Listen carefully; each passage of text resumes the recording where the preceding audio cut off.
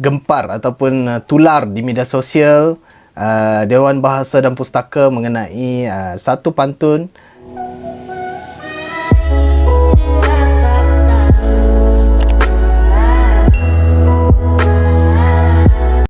baru-baru ini gempar ataupun tular di media sosial Dewan Bahasa dan Pustaka mengenai satu pantun, iaitu pantun apa guna berkain batik kalau tidak memakai capal, apalah guna beristeri cantik kalau tak pandai menumbuk sambal.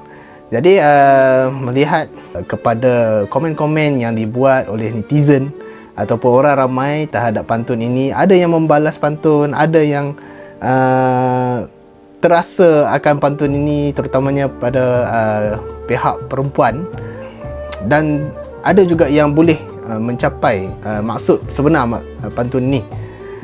Itu berdasarkan komen-komen yang ada di Twitter, di Facebook dan Instagram. Jadi saya sebagai salah seorang pengkaji pantun rasa terpanggil untuk membuat satu video menerangkan tentang pemahaman terhadap maksud sebenar pantun, ataupun bagaimana cara kita nak memahami sesuatu ujaran pantun yang dibuat oleh orang Melayu sekitar 800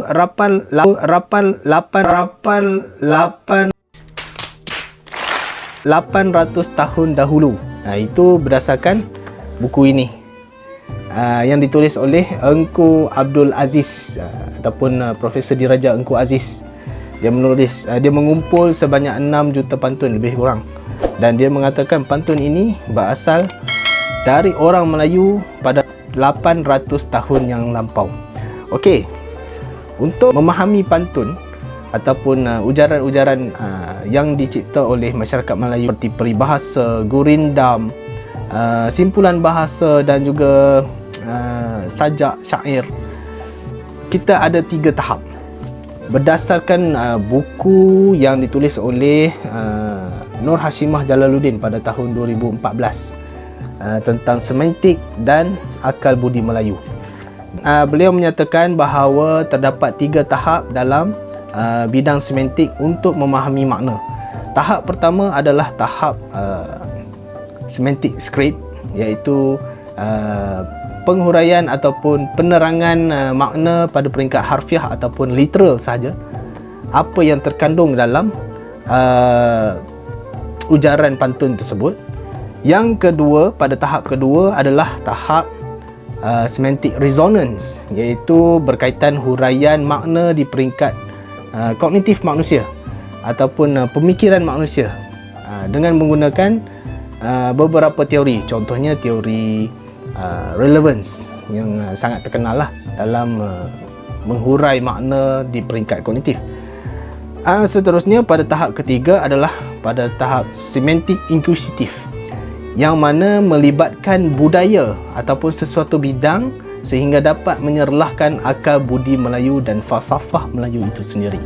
Okey, untuk pantun yang dibuat ataupun dipost oleh Dewan Bahasa dan Pustaka ni, saya puji orang Melayu sekarang mampu untuk mencapai tahap pertama, yang mana penafsiran maksud pada peringkat literal ataupun peringkat harfiahnya.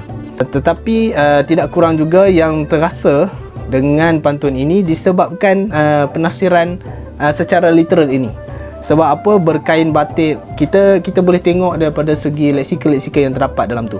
Berkain batik, beristeri cantik, pandai menumbuk sambal. Ini kemungkinan orang perempuan, golongan perempuan menganggap ini adalah kerja-kerja yang perlu dilakukan oleh perempuan, dan yang memakai kain batik juga adalah perempuan.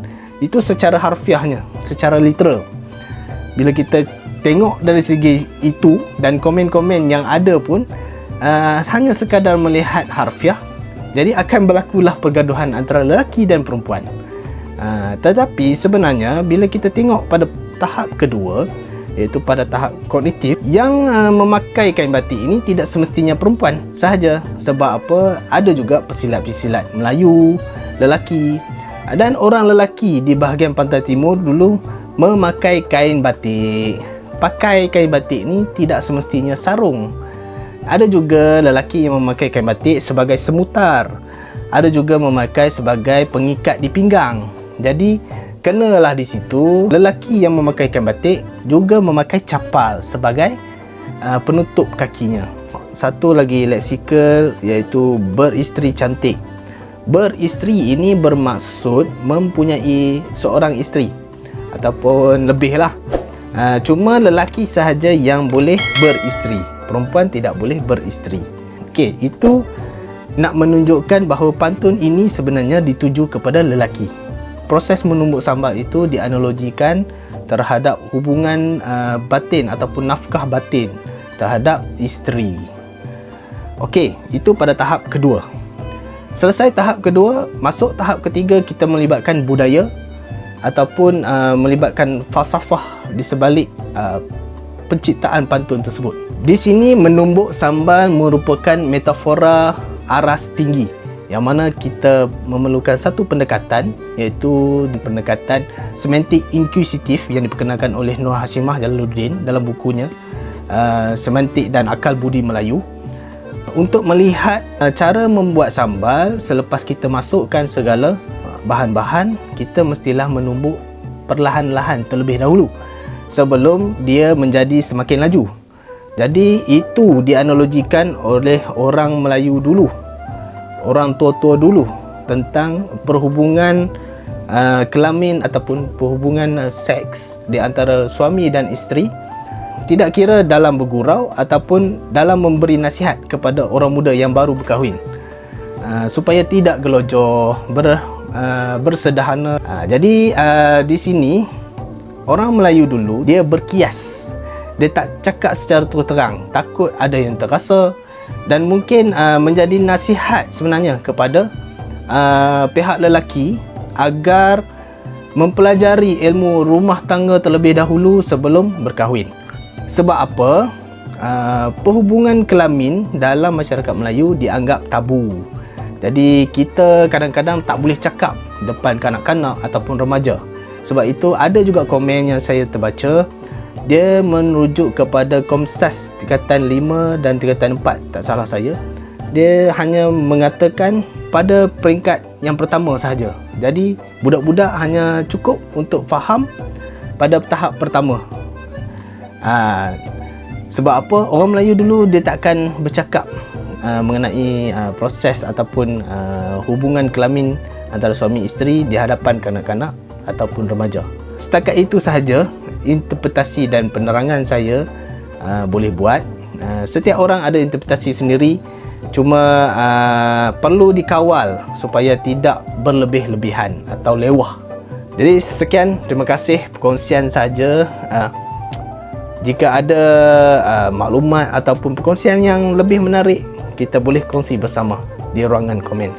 Jangan lupa subscribe, like dan share jika video ini bermanfaat kepada semua. Martabatkan bahasa Melayu di negara kita. Sekian, terima kasih.